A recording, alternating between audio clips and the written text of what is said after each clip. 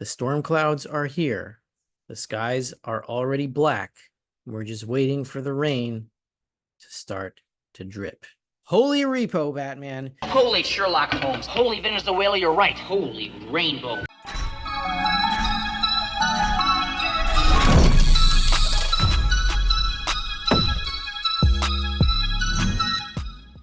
Hey guys, Ralph here from the Endgame Investor, and the picture is starting to get clearer as to the succession of monetary events that will lead to the final printing round of the Federal Reserve that will slingshot gold and silver and constitute the endgame of the monetary system. I'm not the only one saying this. We've got Daniel Oliver here saying it. The U.S. is back on our gold standard in 1980 when the gold price hit 650, and that number today is around 30,000. So that's not a stable price. That's not an equilibrium price.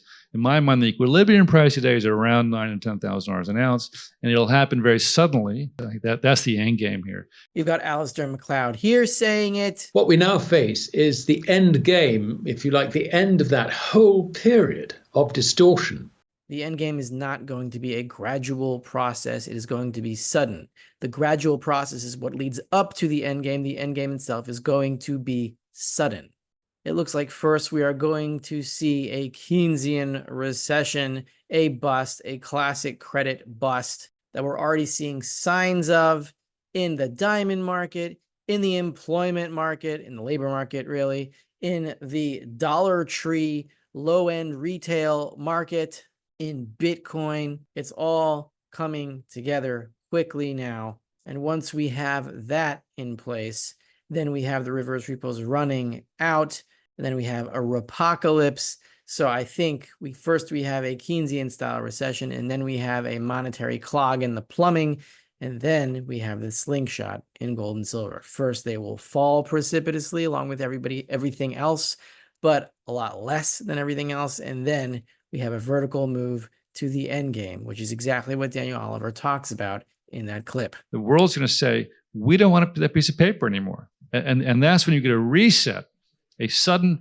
revaluation of gold that the market is going to do the way it did in the late 70s. First of all, what do we got here? We have reverse repos down to $291 billion, breaking $300 billion again.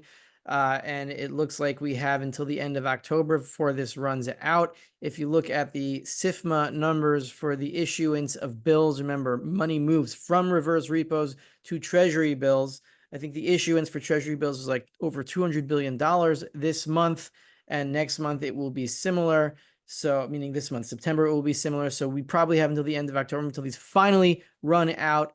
And when they do, there will be no new money entering the system. We will be down to the reserves that the bank system has now. And look at this.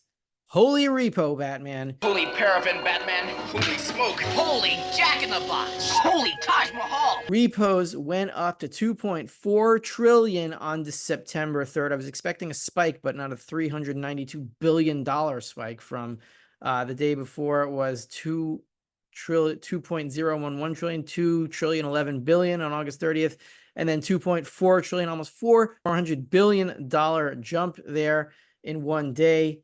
And we know that the amount of bank reserves is falling as quantitative tightening continues. Where are we on the ratio of reserves to repos? We're looking for 83% here for the problem in the monetary plumbing, and 83.479% on September 18th, 2019. That was the repocalypse. And we are now at 66.8%. In about 5 months, we're going to be at 83%.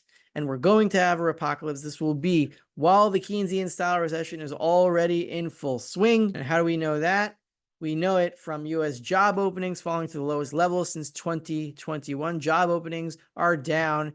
And at the same time, planned U.S. layoffs surged in August. Firms announced 75,891 layoffs last month, roughly triple the number in July, and the largest month-to-month increase in a year. Once the unemployment rate bottoms, it heads up. During a recession, it happened in 1991. It happened in 2001. It happened in 2008 once they bottomed over here, and it happened. The unemployment rate bottomed over here in April 2023. We were already heading up. All we need is the final confirmation of a Keynesian recession, and then we will have the monetary earthquake in the dungeons of the monetary system, in the repos. The repo market will crash. We will have a apocalypse, and then we will have the final slingshot in the money supply and the inflation, the monetary inflation of the system. As the crisis hits, I expect the nominal prices for gold and silver to head down.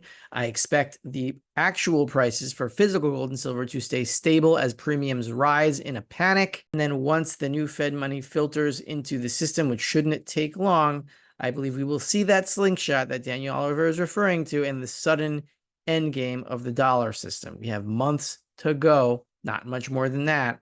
And in these final months, you're going to want a play-by-play report of what is going on. I put out an article 3 times a week at least on the Endgame Investor on Substack, link in the description below. Please sign up there, support what I do, support this channel, and get ready for the endgame because we don't have a long time left. The storm clouds are here. The skies are already black.